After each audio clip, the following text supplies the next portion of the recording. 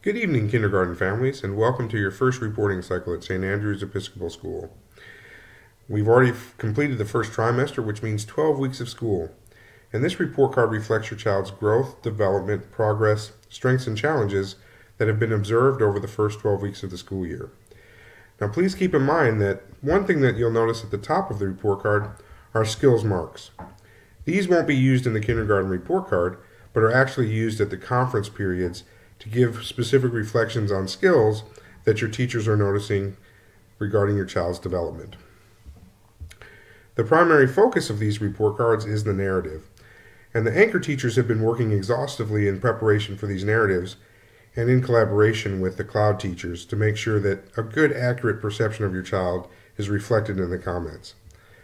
One thing that I would recommend is that you print these report cards out and that you return to them frequently to share with your son or your daughter specific observations that you've made, and also to give them a chance to reflect deeply on their strengths, challenges, growth, and then opportunities for continued growth and goal setting.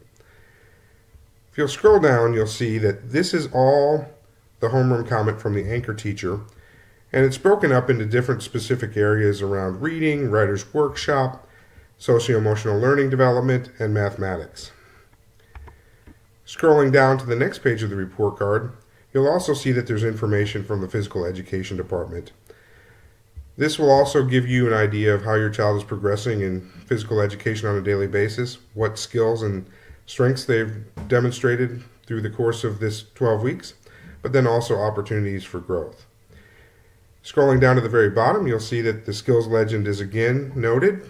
Once again, you won't need this for the kindergarten report card. Instead, it will be used for the report cards in grades 1 through 5. I'll follow this video up with more videos to give you examples of how to process this, think about strengths, challenges, goals, and then future reflections as we get closer to the mid-year conference. Thank you so much and have a wonderful Thanksgiving.